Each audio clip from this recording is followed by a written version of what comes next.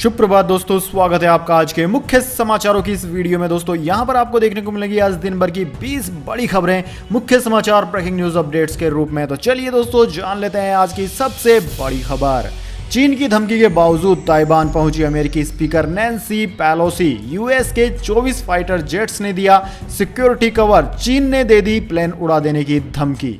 जी हां दोस्तों, अमेरिकी संसद के निचले सदन हाउस ऑफ रिप्रेजेंटेटिव्स की स्पीकर नैन्सी पेलोसी आखिरकार ताइवान की राजधानी ताइपे पहुंच गई। अमेरिकी नेवी और एयरफोर्स के 24 एडवांस्ड फाइटर जेट्स ने नैन्सी के प्लेन को एस्कॉर्ट किया। चीन के सरकारी अखबार ग्लोबल टाइम्स ने पिछले दिनों कहा था कि अगर पेलोसी का प्लेन ताइवान की तरफ गया तो उसे उड़ाया जा सकता है। बाद में यह भी कहा गया कि चीन एयरफोर्स के एयरक्राफ्ट पेलोसी के विमान को घेर लेंगे। ये धमकियां कोरी साबित हुई। चीन ने ताइवान सीमा के पास मिलिट्री ड्रिल भी की थी।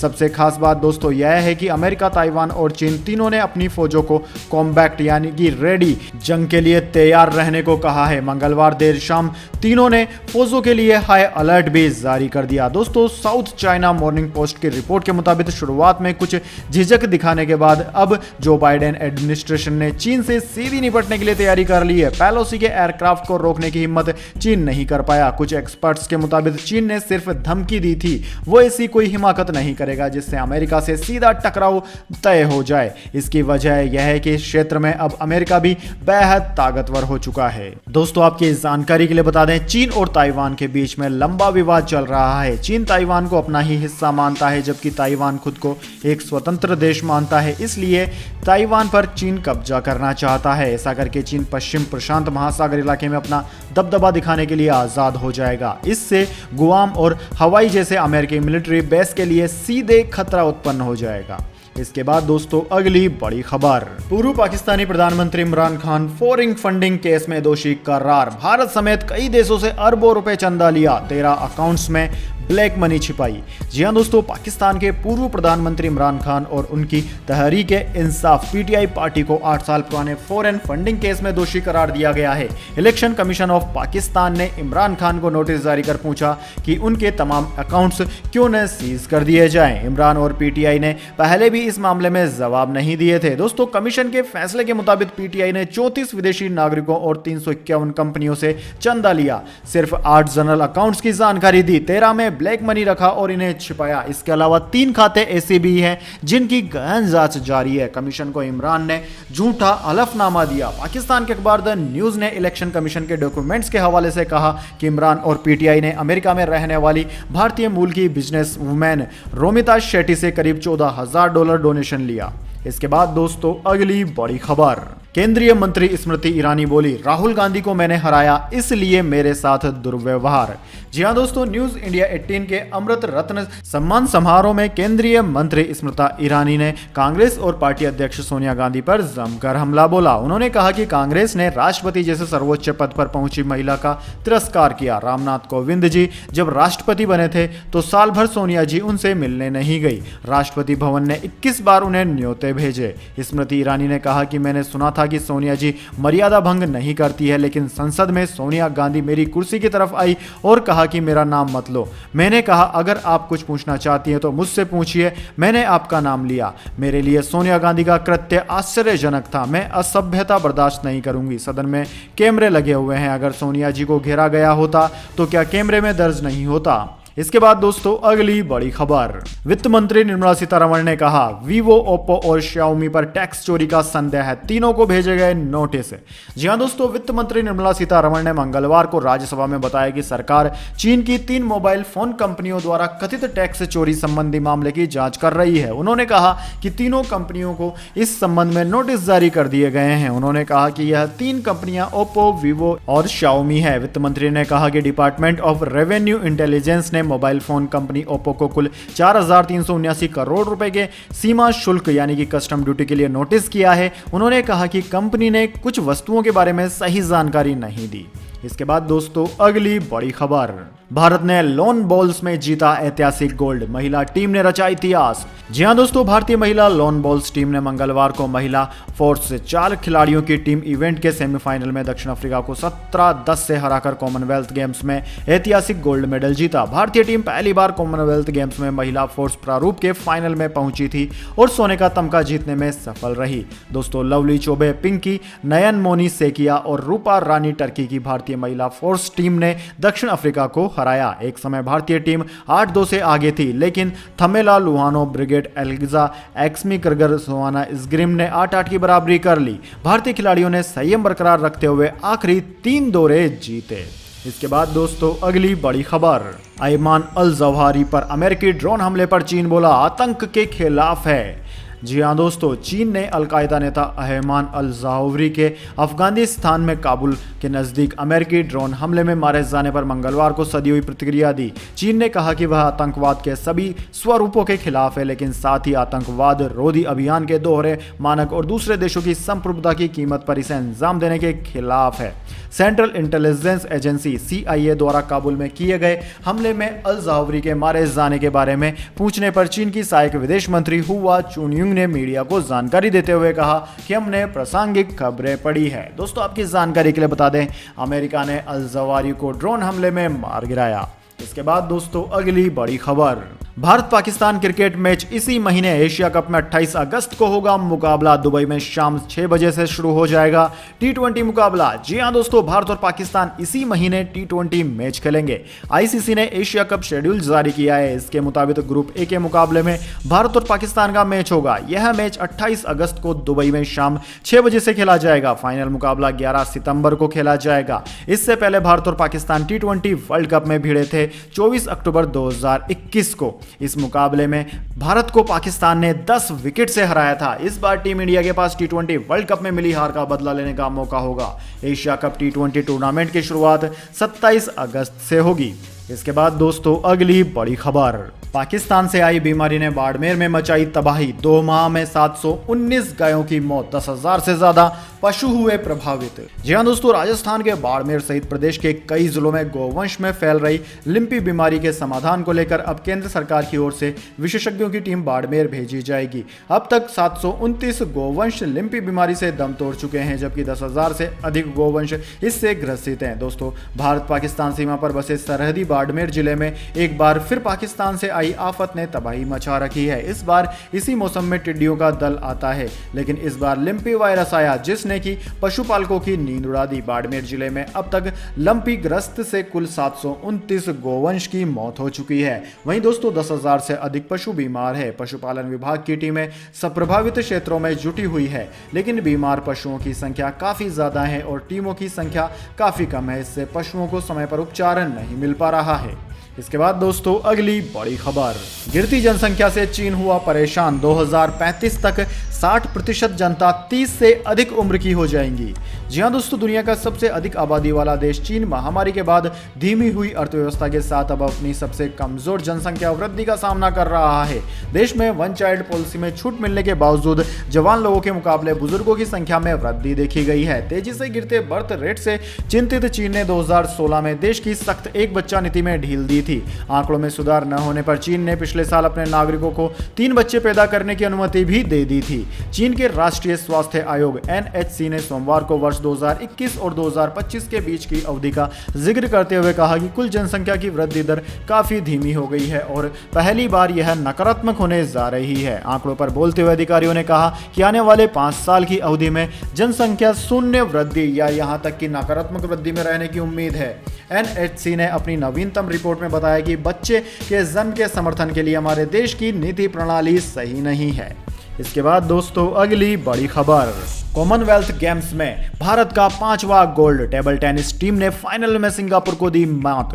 जी हां दोस्तों, कॉमनवेल्थ गेम्स में भारतीय दल का 5वां गोल्ड मेडल आ चुका है। भारत ने फाइनल में सिंगापुर को 3-1 से मात देकर स्वर्ण पदक अपने नाम किया। 5 गेम के इस फाइनल मुकाबले में भारतीय टीम ने आराम से चौथे मैच तक ही जीत हासिल कर ली। दोस्तों आपकी जानकारी के लिए बता दें, भारत की पुरुष टेबल टेनिस टीम ने पिछली बार 2018 में भी गोल्ड मेडल पर कब्जा जमाया था।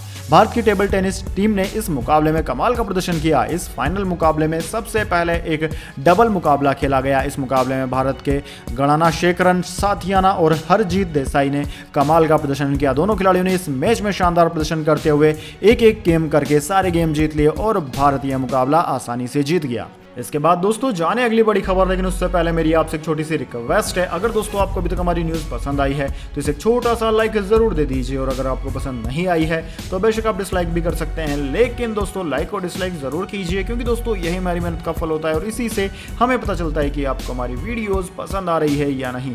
तो चलिए दोस्तों जान लेते हैं आज की अगली बड़ी खबर। मंकी पॉक्स पर जितना सोचा था उससे ज्यादा फैल गया, एक की मौत के बाद लोगों में डर। जी हाँ दोस्तों, देश में मंकी पॉक्स के कुल 8 मामले सामने आए हैं। इनमें से एक मरीज की मौत हो चुकी है। इस बीमारी के बढ़ते मामलों को देखकर देश भर के लोगों की चिंताएं बढ़ती जा रही है। चिंता की एक वजह यह भी है कि कई मरीजों की विदेश यात्रा की कोई हिस्ट्री तक नहीं है। ऐसे में कहा जा रहा है कि मंकी पॉक्स के मामलों का जितना सोचा था उससे ज्यादा फैल चुका है। दोस्तों आपकी जानकारी के लिए बता दें, केरल के कुल 5 केस आए और राजधानी दिल्ली से 3। इनमें केरल का 5वां मरीज यूएई की यात्रा करके आया, जिसकी उम्र 35 साल है। साथ ही मंकी पॉक्स की वजह से एक मरीज की मौत की पुष्टि केरल राज्य सरकार ने सोमवार को की थी। साथ ही दिल्ली में भी 3 मरीज सामने आए, जिनमें से एक को अस्पताल से छुट्टी मिली है। लेकिन दिल्ली में जो नए मरीज भर्ती हुए हैं उनमें से किसी की भी विदेशी यात्रा की कोई हिस्ट्री नहीं है। 2 लोग नाइजीरियन मूल के हैं जो लंबे समय से दिल्ली में रह रहे हैं। इनमें से एक होटल में काम करता है। हालांकि यह दोनों लोग किसी अफ्रीकी व्यक्ति के संपर्क में आए थे। इसके अलावा दिल्ली के लोकनायक अस्पताल में एक महिला भी भर्ती हुई है, जिसके सैंपल टेस्ट के लिए भेजे जा चुके हैं। इसके बाद दोस्तों अगली बड़ी खबर, बंगाल के मंत्री 10 बार कॉल करने पर भी नहीं फोन उठाते, लोकसभा में बोली केंद्र सरकार। दोस्तों पश्चिम बंगाल के मंत्री की गलती से इलाके के लोगों को केंद्र सरकार की योजना का लाभ नहीं मिल पा रहा है। इसका खुलासा केंद्रीय सामाजिक न्याय एवं अधिकारिता राज्य मंत्री प्रतिभा भौमिक ने मंगलवार को लोकसभा में खुलासा किया। केंद्रीय मंत्री प्रतिभा भौमिक लोकसभा में कह रही थी कि पश्चिम बंगाल सरकार के मंत्री उनका फोन नहीं उठाते, इस वजह से उनके डिपार्टमेंट से संबंधित योजनाओं का लाभ लोगों को नहीं मिल पा रहा है। उन्होंने सदन में प्रश्नकाल के दौरान भारतीय जनता पार्टी के सांसद एस अहलूवालिया के पूरक प्रश्न का जवाब देते हुए यह टिप्पणी की। दोस्तों आपकी जानकारी के लिए बता दें, बीजेपी सांसद एस अहलूवालिया ने पश्चिम बंगाल के बर्धमान में पीएम दक्ष योजना के लाभार्थियों की संख्या बहुत ही कम होने का जिक्र करते हुए इसकी वजह के बारे में पूछा था, जिसके जवाब में प्रतिभा भौमिक ने कहा कि पश्चिम बंगाल के मंत्री 10-10 बार फोन करने के बाद भी फोन नहीं उठाते हैं। इसके बाद दोस्तों अगली बड़ी खबर, देश में पहली बार बूस्टर डोज के लिए मिक्स कोरोना वैक्सीन की सिफारिश, अब सरकार लेगी फैसला। NTAGI ने कोविशील्ड या कोवैक्सीन की दोनों खुराक लगवा चुके लोगों को एहतियात खुराक के तौर पर बायोलॉजिकली ई द्वारा विकसित कोर्बेवैक्स टीका देने की सिफारिश की है। दोस्तों कोर्बेवैक्स कोविड-19 के लिए भारत का पहला स्वदेशी रूप से विकसित receptor binding domain RBD protein सब यूनिट वैक्सीन है। सूत्रों के मुताबिक टीकाकरण पर राष्ट्रीय तकनीकी सलाहकार समूह के कोविड-19 वर्किंग ग्रुप ने यह सिफारिश की है। दोस्तों NTAGI के अनुसार जिन वयस्कों ने सीरम इंस्टीट्यूट ऑफ इंडिया के कोविशील्ड या भारत बायोटेक के कोवैक्सीन का टीका लगवाया है, उन्हें कोर्बेवैक्स बूस्टर डोज दिया जा सकता है। मौजूदा समय में पहली और दूसरी खुराक के तौर पर जिस कोविड-19 टीके को लिया गया था उसी टीके की तीसरी खुराक दी जा रही है। यदि सरकार द्वारा इसे स्वीकृत किया जाता है तो यह पहली बार होगा जब देश में पहले टीकाकरण के लिए उपयोग किए जाने वाले कोविड वैक्सीन की जगह दूसरी बूस्टर खुराक की अनुमति दी जाएगी। इसके बाद दोस्तों अगली बड़ी खबर, भारी उतार चढ़ाव के बाद सेंसेक्स और निफ्टी सपाट बंद, PSU बैंकों में तेजी, रियल्टी लुढ़के। जी हां दोस्तों, ग्लोबल मार्केट से मिले सुस्त संकेतों के बीच मंगलवार को घरेलू शेयर बाजार सपाट बंद हुए।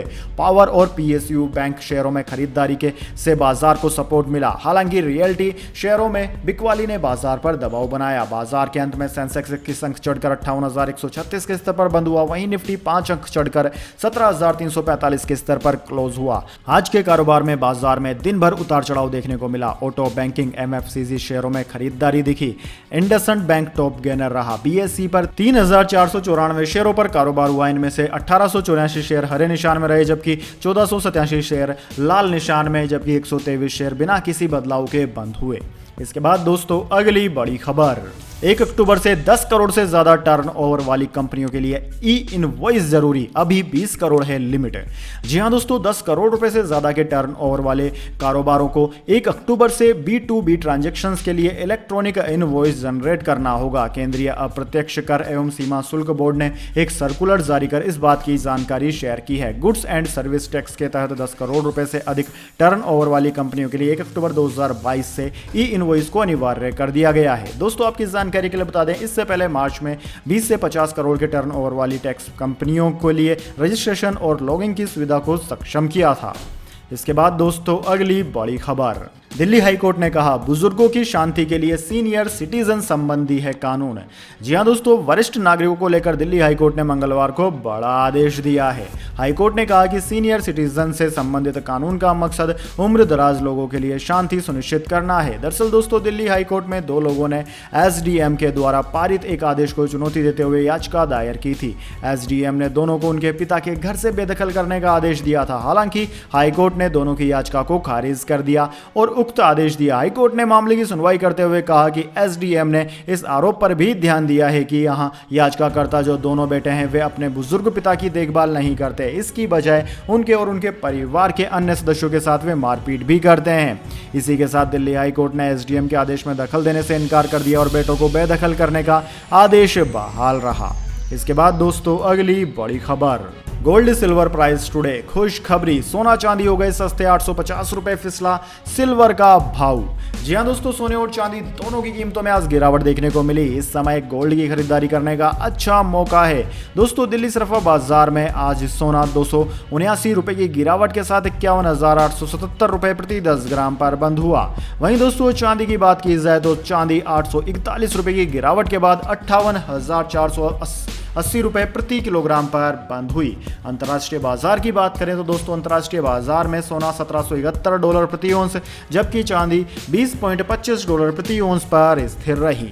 इसके बाद दोस्तों अगली बड़ी खबर, बंगाल स्कूल भर्ती घोटाला, अर्पिता मुखर्जी ने कहा मेरी गैर मौजूदगी में मेरे घर में पैसे जमा किए जाते थे। जी हां दोस्तों, करोड़ों रुपए के पश्चिम बंगाल स्कूल सेवा आयोग भर्ती अनियमितताओं के घोटाले की मुख्य आरोपियों में से एक अर्पिता मुखर्जी ने मंगलवार को दावा किया कि उनके 2 आवासों से भारी मात्रा में जो नकदी बरामद की है वह उनकी गैर मौजूदगी में और उनकी जानकारी के बिना जमा किए गए थे। परिवर्तन निर्देशालय यानी कि ईडी द्वारा नियमित जांच के लिए कोलकाता के दक्षिण बाहरी इलाके जोका में ईएसआई अस्पताल लाए जाने के दौरान मुखर्जी ने मीडिया से कहा वसूली की गई राशि मेरी अनुपस्थिति में और मेरी जानकारी के बिना फ्लैटों में रखी गई थी। बंगाल के पूर्व मंत्री पार्थ चटर्जी को भी इसी उद्देश्य से मंगलवार सुबह अस्पताल लाया गया था। अर्पिता मुखर्जी ने 20 जुलाई को ईडी के अधिकारियों को सूचित किया था कि वह कोलकाता के उत्तरी बाहरी इलाके में बेलघरिया में उनके आवास में कई डुप्लीकेट चाबियां थी जिनका उपयोग उनकी अनुपस्थिति में कई अन्य लोग किया करते थे। उन्होंने यह भी दावा किया कि उनके पास उस अलमारी को खोलने की अनुमति नहीं थी जहां नकदी का स्टॉक था और यहां तक कि यह फ्लैट आधिकारिक तौर पर उनके नाम पर होने के बावजूद उन कमरों में जाने की उन्हें अनुमति नहीं थी जहां अवैध धन रखे गए थे। इसके बाद दोस्तों अगली बड़ी खबर, महाराष्ट्र सीएम शिंदे का ठाकरे पर पलटवार, कहा अगर हम गद्दार होते तो लोग हमारा समर्थन नहीं करते। जी हां दोस्तों, महाराष्ट्र के मुख्यमंत्री एकनाथ शिंदे ने शिवसेना नेतृत्व पर पलटवार करते हुए मंगलवार को कहा कि अगर वह और उनके समर्थक गद्दार होते तो उन्हें राज्य के लोगों का समर्थन नहीं मिलता। पुणे जिले के सासवड़ में एक रैली को संबोधित करते हुए शिंदे ने कहा कि बाला साहेब ठाकरे की शिवसेना को बचाने के लिए उनके और शिवसेना के अन्य विधायकों द्वारा अपनाया गया रुख लोगों के समर्थन से सही साबित हुआ। शिवसेना प्रमुख उद्धव ठाकरे की संगठन सरकार शिंदे और उनके समर्थक विधायकों की बगावत के बाद जून में गिर गई थी। उसके बाद से ही ठाकरे नीति शिवसेना की ओर से शिंदे और अन्य पर गद्दार या विश्वासघाती कहते हुए निशाना साधा जाता है। दोस्तों शिंदे ने कहा कि सत्ता में होने के बावजूद शिवसेना को राज्य में स्थानीय निकाय चुनावों में 4था स्थान मिला था। इसके बाद दोस्तों अगली बड़ी खबर, राज्यसभा में बोली निर्मला सीतारमण, हाँ कीमतें बढ़ी है, इससे कोई इनकार नहीं कर रहा। जी हां दोस्तों, देश भर में बढ़ती महंगाई के मुद्दे पर लोकसभा में बहस के बाद मंगलवार को राज्यसभा में भी चर्चा हुई। केंद्रीय वित्त मंत्री निर्मला सीतारमण ने आवश्यक वस्तुओं की बढ़ती कीमतों पर चर्चा के जवाब में बड़ा बयान दिया। विपक्ष के सवालों के जवाब में सीतारमण ने कहा कि हम भाग नहीं रहे हैं और कोई इस बात से इनकार नहीं कर रहा कि कीमतें नहीं बढ़ी है। राज्यसभा में वित्त मंत्री निर्मला सीतारमण ने महंगाई पर बहस का जवाब देते हुए कहा कि कोई भी आवश्यक वस्तुओं की कीमतों में वृद्धि की बात से इनकार नहीं कर रहा। उन्होंने आगे कहा कि हम भाग नहीं रहे हैं। हमारी महंगाई दर का एक बैंड रहता है। फिलहाल महंगाई दर 7% पर है। सीतारमण ने कहा कि केंद्र सरकार और भारतीय रिजर्व बैंक दोनों इसे कम करने की कोशिश में लगे हुए हैं और फिर महंगाई बेकाबू नहीं है। खाद्य वस्तुओं पर टैक्स के मामले में बोलते हुए उन्होंने कहा कि यह पहली बार नहीं है कि देश में खाने पीने की वस्तुओं पर टैक्स लगाया जा रहा है। जीएसटी से पहले इन चीजों पर 22 राज्यों में वेट था। यह कहना बहुत आसान है कि यह पहले कभी हुआ ही नहीं। दोस्तों, आपकी इस जानकारी के लिए बता दें, निर्मला सीतारमण ने कहा कि हमारी कोशिश है कि किसी भी तरह से महंगाई दर को 7% से नीचे रखा जाए। गौरतलब है कि देश में खुदरा महंगाई रिजर्व बैंक के निर्धारित लक्ष्य से ऊपर बनी हुई है। वैसे दोस्तों, आपको क्या लगता है, खाने पीने की चीजों पर जीएसटी लगाना सही निर्णय है केंद्र सरकार का, या फिर केंद्र सरकार का गलत निर्णय है, या फिर बच्चों की किताबें, पेंसिल और रबड़ पर केंद्र सरकार के द्वारा लगाया गया 5% जीएसटी सही है या गलत? कमेंट बॉक्स में अपनी राय जरूर दें। तो दोस्तों, यह थी आज की तमाम बड़ी खबरें। इसके बाद दोस्तों बारी आती है आज के माइंड क्यूज क्वेश्चन की। जी हां दोस्तों, एक आसान से सवाल का जवाब देकर आप जीत सकते हैं एक अमेजिंग सरप्राइज गिफ्ट हमारे यूट्यूब चैनल की ओर से। तो दोस्तों, आज का सवाल आपकी स्क्रीन पर आ चुका है। भारत के नेशनल बर्ड का नाम क्या है? जी हां दोस्तों, अगर आप जानते हैं भारत के राष्ट्रीय पक्षी का नाम तो जल्दी से कमेंट बॉक्स में लिख दीजिए। अगर दोस्तों आपका जवाब होता है एकदम सही और आप चुने जाते हैं लक्की विजेता के रूप में, तो आपको मिल सकता है एक अमेजिंग सरप्राइज गिफ्ट हमारे यूट्यूब चैनल की ओर से। तो दोस्तों, जल्दी से अपना उत्तर कमेंट बॉक्स में लिख दीजिए, वीडियो को लाइक कर लीजिए और चैनल को सब्सक्राइब करके बेल आइकन भी दबा लीजिए। धन्यवाद। वंदे मातरम। जय हिंद, जय भारत।